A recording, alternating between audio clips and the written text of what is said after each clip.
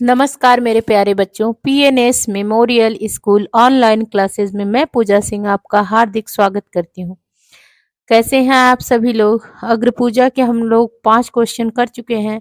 5 और क्वेश्चन हैं जो देख लेते हैं। ये दोनों वीडियो से आप लोग का अग्र पूजा अच्छे से तैयार हो जाएगा।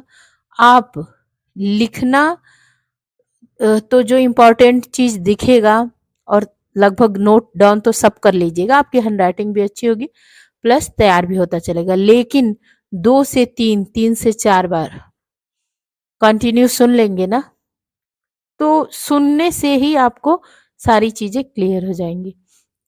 तो चलिए देख लेते हैं कि कैसे ये प्रश्न आएगा, तो इसका उत्तर कैसे लिखेंगे।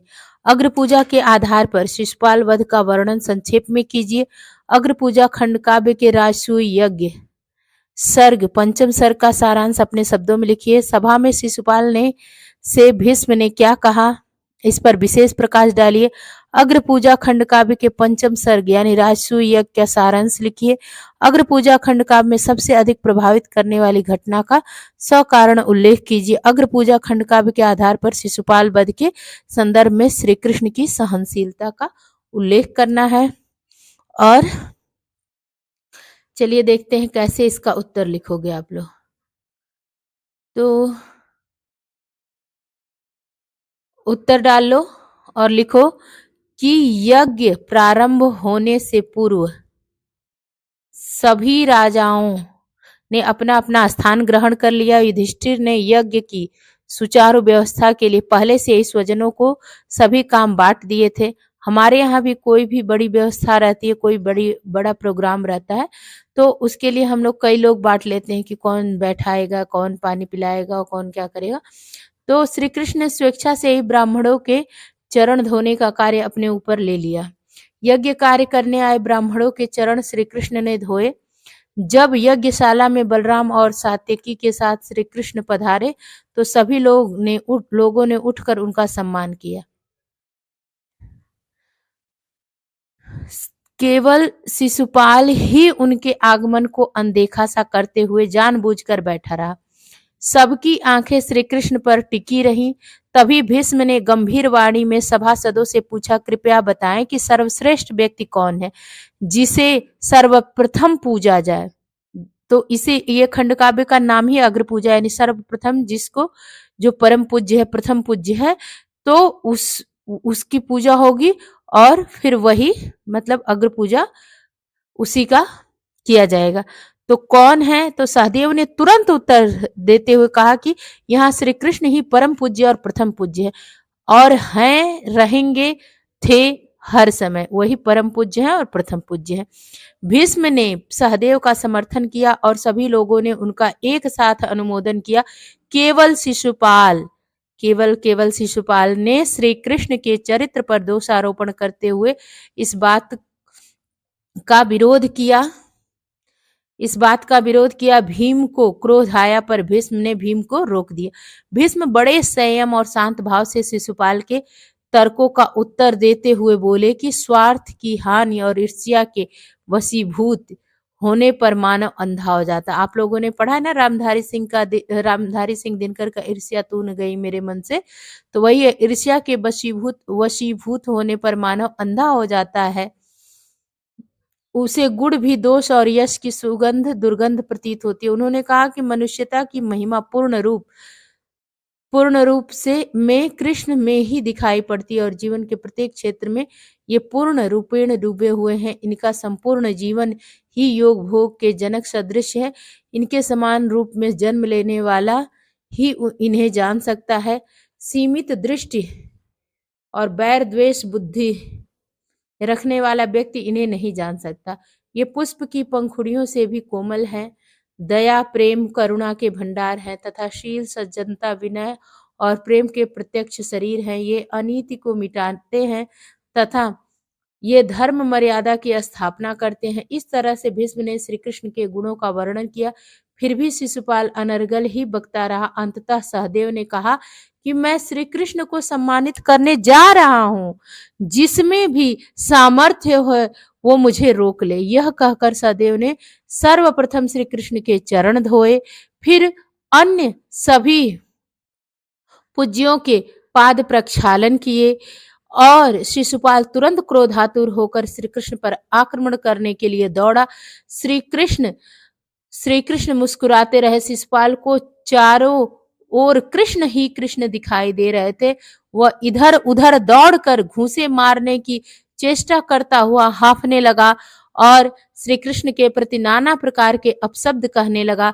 श्री कृष्ण ने उसे सावधान किया, कहा कि बुआ को वचन देने के कारण ही मैं तुझे क्षमा करता जा रहा हूं। फिर भी शिशुपाल न माना और उनकी कटु निंदा करता रहा। अंततः श्री कृष्ण ने सुदर्शन चक्र से उसका सिर काट दिया। युधिष्ठिर ने शिशुपाल के पुत्र को उसके बाद जो शिशुपाल का पुत्र था उसके बाद उसको चेदीराज का राजा घोषित कर दिया। अब आपका प्रश्न नंबर 7 है कि अग्र पूजा खंड काव्य के उपहार सर्ग। अब आपसे पूछ देगा उपहार सर्ग, तो ये खष्टम सर्ग है। छठा सर्ग आपका उपहार सर्ग है। इसका सारांश लिखने के लिए तो इसको अपने शब्दों में लिखिए। आप लोग बच्चों इस वीडियो को कई बार चला के सुन लेना कान में अपने सुन लोगे तो भी सारा चीज लिख लोगे एग्जाम में। पंचम सर्ग में उल्लिखित शिशुपाल और कृष्ण के विवाद का यज्ञ पर कोई प्रभाव नहीं पड़ा और यज्ञ निर्विघ्न चलता रहा। व्यास, धौम्य आदि 16 तत्वज्ञानी ऋषियों ने यज्ञ कार्य संपन्न किया। युधिष्ठिर ने उन्हें दान दक्षिणा देकर उनका यथोचित सत्कार किया। उन्होंने बलराम और श्री कृष्ण के प्रति अपना आभार प्रकट किया। सभी राजा उनके सौम्य स्वभाव और सत्कार से संतुष्ट हुए और उन्होंने युधिष्ठिर को अपना अधिपति मानते हुए उनकी आज्ञा पालन करने का वचन दिया। तत्वज्ञानी ऋषियों ने भी युधिष्ठिर को हार्दिक आशीर्वाद दिया, जिसे युधिष्ठिर ने विनम्र भाव से सिरोधार्य किया। प्रश्न नंबर 8 आपका क्या है कि अग्र पूजा खंड काव्य के आधार पर उसके नायक श्री कृष्ण का चित्रण कीजिए। अग्र पूजा खंड काव्य का नायक कौन है, उसकी चारित्रिक विशेषताओं पर प्रकाश डालिए। अग्र पूजा खंड काव्य के पात्रों में जिस पात्र ने आपको सबसे अधिक प्रभावित किया हो अथवा सर्वश्रेष्ठ पात्र के चरित्र की विशेषताओं का वर्णन करना है, या अग्र पूजा के किसी प्रमुख पात्र का चरित्र चित्रण कीजिए। अग्र पूजा खंड काव्य के आधार पर श्री कृष्ण के चारित्रिक विशेषताएं लिखिए। अग्र पूजा खंड काव्य के नायक के गुणों का संक्षेप में वर्णन कीजिए। अग्र पूजा खंड काव्य के प्रधान पात्र का चरित्र चित्रण कीजिए। तो चलिए उत्तर डाल लीजिए। और मेन चीजें ये तो पहले आपको याद कर लेना है कि श्री राम बहोरी शुक्ल द्वारा रचित अग्र पूजा खंड काव्य के नायक श्री कृष्ण हैं। संपूर्ण काव्य में श्री कृष्ण ही प्रमुख पात्र के रूप में उभर कर आए हैं। युधिष्ठिर के राजसूय यज्ञ में सर्वप्रथम श्री कृष्ण की ही पूजा होती है। वे ही समस्त घटनाओं के सूत्रधार भी हैं। हमें उनके चरित्र में निम्नलिखित विशेषताएं दिखती है। पहला, हेडिंग डालो, लीलाधारी दिव्य पुरुष। कवि ने मंगलाचरण में श्री कृष्ण के विष्णु रूप का स्मरण किया है। विश्वकर्मा से भयानक खांडव वन में अलौकिक नगर का निर्माण करवा देने और शिशुपाल को अनेक रूपों में दिखाई देने के कारण वे पाठकों को अलौकिक पुरुष के रूप में प्रतीत होते हैं। दूसरी हेडिंग डालो, शिष्ट एवं विनयी। श्री कृष्ण सदा बड़ों के प्रति नम्र भाव रखते हैं। वे कुंती आदि पूज्य जनों के सम्मुख शिष्टाचार और नम्रता का व्यवहार करते हैं। स्वयं अलौकिक शक्ति संपन्न होते हुए भी वे विनम्रता से युधिष्ठिर के राजसूय यज्ञ में ब्राह्मणों के चरण धोने का कार्य स्वेच्छा से ग्रहण करते हैं। अब तीसरी हेडिंग है, पांडवों के परम हितैषी। श्री कृष्ण पांडवों के परम हितैषी हैं। वे उनके सभी कार्यों में पूर्ण सहयोग देते हैं। द्रौपदी के स्वयंवर में पांडवों को पहचान कर वे उनसे आत्मीयता से मिलने जाते हैं। वे पांडवों के लिए इंद्रपुरी सदृश नगर का निर्माण करवाते हैं और उनके राजसूय यज्ञ की सफलता के लिए जरासंध को मारने की योजना बनाते हैं। राजसूय यज्ञ में किसी विरोधी राजा के विघ्न डालने की आशंका से वे ससैन्य यज्ञ में पहुंचते हैं और इस बात से स्पष्ट होता है कि श्री कृष्ण पांडवों के शुभचिंतक हैं। चौथी हेडिंग डाल लो, अनुपम सौंदर्यशाली। श्री कृष्ण अलौकिक महापुरुष और अनुपम सौंदर्यशाली थे। इंद्रप्रस्थ जाते समय सभी नगरवासी उनके सौंदर्य को देखने के लिए दौड़ पड़े थे। इंद्रप्रस्थ की नारियां उनकी मधुर मुस्कान पर मुग्ध होकर न्यौछावर हो जाती हैं।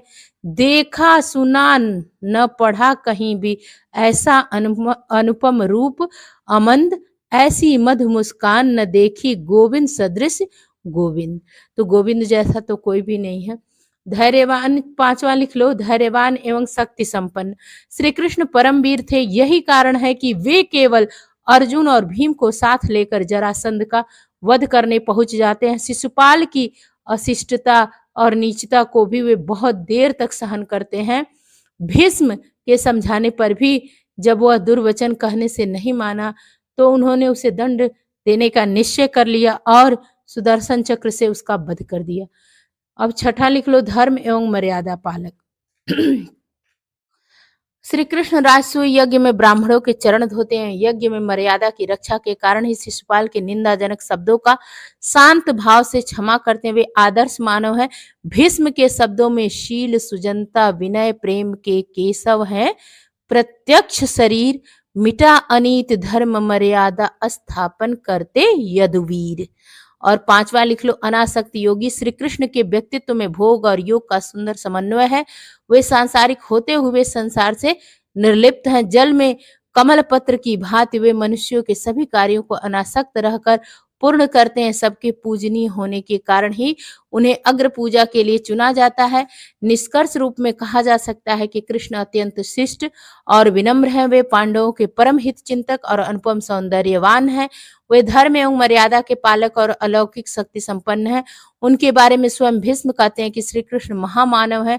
जीवन के प्रत्येक क्षेत्र में आगे रहने वाले, संसार में रहकर भी वे अनासक्त और कर्मयोगी हैं। उनमें रूप, शील एवं शक्ति का अनुपम भंडार है। योग तथा भोग से पूर्ण इनका व्यक्तित्व अनूठा उदाहरण है। ये सज्जनता, विनम्रता, प्रेम तथा उदारता के पुंज हैं।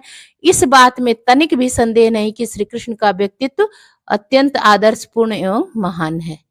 चलिए प्रश्न नंबर 9 देख लेते हैं कि अग्र पूजा के आधार पर युधिष्ठिर, सबका पढ़ लिया आपने, अब युधिष्ठिर का चरित्र चित्रण करना है। युधिष्ठिर के चरित्र की विशेषताएं बतानी है। अग्र पूजा में जिस पात्र के चारित्रिक गुण ने आपको प्रभावित किया, तो आप चलिए युधिष्ठिर के बारे में लिख लेते हैं। युधिष्ठिर पांडवों में सबसे बड़े थे। इंद्रप्रस्थ में उनका ही राज्याभिषेक किया जाता है। सभी राजा उनकी अधीनता को स्वीकार करते हैं तथा वे ही राजसूय यज्ञ संपन्न करते हैं। इस प्रकार युधिष्ठिर अग्र पूजा के प्रमुख पात्र हैं। उनका चरित्र मानव आदर्शों की स्थापना करने वाला है, जिसकी मुख्य विशेषताएं निम्नलिखित हैं। वे विनम्र स्वभाव के थे। हेडिंग डालो, युधिष्ठिर विनम्र स्वभाव के हैं। इंद्रप्रस्थ में गुरु द्रोणाचार्य के प्रवेश करते ही वे विनय भाव से उनके चरणों में गिर पड़ते हैं। राजसूय यज्ञ के समय श्री कृष्ण के आने पर उनका रथ स्वयं हाँक कर उन्हें नगर में प्रवेश कराते हैं। यज्ञ के समाप्त होने पर वे तत्वज्ञानी ऋषियों को पर्याप्त दान दक्षिणा देते हैं और उनके आशीर्वाद को विनय भाव से स्वीकार करते हैं। दूसरा लिख लो, आदर्श शासक। महाराज युधिष्ठिर एक आदर्श शासक के रूप में हमारे सामने आते हैं। वे राम राज्य को आदर्श मानकर प्रजा को सुखी संपन्न बनाने का प्रयत्न करते हैं। धार्मिक तथा सत्य प्रेमी युधिष्ठिर धार्मिक और सत्य प्रेमी हो। प्रत्येक कार्य को धर्म और न्याय के अनुसार करते हैं और सदैव सत्य के पथ पर चलते हैं। उनके संबंध में स्वयं नारद जी इस प्रकार कहते हैं, बोल उठे गदगद वाणी से धर्मराज जीवन तब धन्य, धरणी में सत्कर्म निरत जन नहीं दिखता तुमसा अन्य। राजसूय यज्ञ को संपन्न करके वे अपने पिता की इच्छा को पूर्ण करते हैं। उदार हृदय के युधिष्ठिर अत्यंत उदार हैं। वे राज्य के लिए दुर्योधन से झगड़ा नहीं करते और खांडवन के भाग को ही राज्य के रूप में प्रसन्नता से स्वीकार कर लेते हैं। वे किसी राजा के राज्य को अपने राज्य में नहीं मिलाते। उन्होंने शिशुपाल और जरासंध का वध होने पर भी उनके राज्य को अपने पुत्रों को सौंप दिया। वे राजसूय यज्ञ में उदारता पूर्वक अग्र पूजा। 10वां प्रश्न हमारा, अग्र पूजा खंड काव्य के आधार पर शिशुपाल का चरित्र चित्रण करना है। किसका चरित्र चित्रण करना है? शिशुपाल का। तो उत्तर लिख लीजिए कि शिशुपाल भी अग्र पूजा खंड काव्य को शिशुपाल भी अग्र पूजा खंड काव्य का एक प्रमुख चरित्र है। वह चेदि राज्य का स्वामी है। प्रस्तुत खंड काव्य में उसकी भूमिका किसकी है? खलनायक की। वह हमें ईर्ष्यालु, क्रोधी और अशिष्ट व्यक्ति के रूप में दृष्टिगोचर होता है। शिशुपाल का चरित्र चित्रण इस प्रकार किया जा सकता है कि पहला हेडिंग डाल लीजिए, वह श्री कृष्ण का शत्रु। शिशुपाल और श्री कृष्ण के बीच पुरानी शत्रुता है। शिशुपाल रुक्मी की बहन रुक्मिणी से विवाह करना चाहता था, किंतु रुक्मिणी श्री कृष्ण को हृदय से पति रूप में वर्ण कर चुकी थी। इसलिए श्री कृष्ण रुक्मिणी का हरण कर द्वारिका ले आए और वहां उन्होंने उससे विवाह कर लिया। इस घटना से शिशुपाल श्री कृष्ण को अपना शत्रु मानने लगा। अब दूसरा आप लोग लिख लीजिए कि ईर्ष्यालु व्यक्ति। वो कैसा था? ईर्ष्यालु व्यक्ति। और इस ईर्ष्यालु व्यक्ति अंदर ही अंदर जलते रहते हैं। तो शिशुपाल स्वभाव से बहुत ईर्ष्यालु व्यक्ति है। इंद्रप्रस्थ में श्री कृष्ण का अधिक सम्मान होना उसे कांटे की तरह चुभ रहा था। इसी कारण ईर्ष्या की आग में जलते हुए वह अकारण ही श्री कृष्ण के प्रति जहर उगलता हुआ अपशब्दों का प्रयोग करता है। आज यहाँ है ज्ञानी योगी पंडित नृप अनुपम वीर, फिर भी अग्र अर्चना होगी उसकी जो गोपाल अहीर। शिशुपाल ईर्ष्यावश कृष्ण श्री कृष्ण को नाचने कूदने वाला छलिया और अशिष्ट भी बतलाता है। और वो तीसरी हेडिंग डाल लीजिए, वो क्रोधी और अभिमानी था। शिशुपाल में क्रोध और अभिमान का भाव कूट कूट कर भरा था। वह भरी सभा में सीना तान कर श्री कृष्ण की ओर हाथापाई के लिए बढ़ता है और उन्हें भला बुरा कहकर ललकारता है। वह बोला, मायावी छलिया इंद्रजाल अब करके बंद, आ सम्मुख तू बच न सकेगा करके ये सारे छल छंद। तो उसके अभिमानी स्वभाव के कारण ही उस पर भीष्म के उपदेश और सहदेव की सूझबूझ का कोई प्रभाव नहीं होता है। और अशिष्ट था वो, तो शिशुपाल की वाणी में दूसरों के प्रति शिष्टता का अभाव है, वो अशिष्ट था। ठीक है, तो मतलब किसी को कुछ भी कह देना। वह जहां एक और अग्र पूजा के लिए श्री कृष्ण का नाम प्रस्तावित करने को सहदेव का लड़कपन बताता है, तो वहीं दूसरी ओर भीष्म की बुद्धि को भी मारी गई कहता है। लगता सठिया गए भीष्म है मारी गई बुद्धि भरपूर, तभी अनर्गल बातें करते यहां से इनको दूर, करो यहां से इनको दूर। लगता सठिया गए भीष्म है मारी गई बुद्धि भरपूर, तभी अनर्गल बातें करते करो यहां से इनको दूर। निष्कर्ष रूप में कहा जा सकता है कि शिशुपाल का चरित्र एक खलनायक के रूप में अनेक दोषों से भरा हुआ है। तो इसी के साथ बच्चों आपका अग्र पूजा जो है वो समाप्त होता है और नेक्स्ट वीडियो में मिलूंगी। बच्चों एक बात और कि आप लोग ना जो शाम को 8 बजे 8:30 बजे आपके आते हैं उसको शेयर किया करिए, उससे बहुत सारे बच्चों को फायदा मिलेगा। इससे आप लोग का भी वो होगा, अच्छा रहेगा, और भी जो बच्चे रहेंगे उनका भी फायदा होगा। ठीक है, मिलती हूँ नेक्स्ट वीडियो में। धन्यवाद धन्यवाद।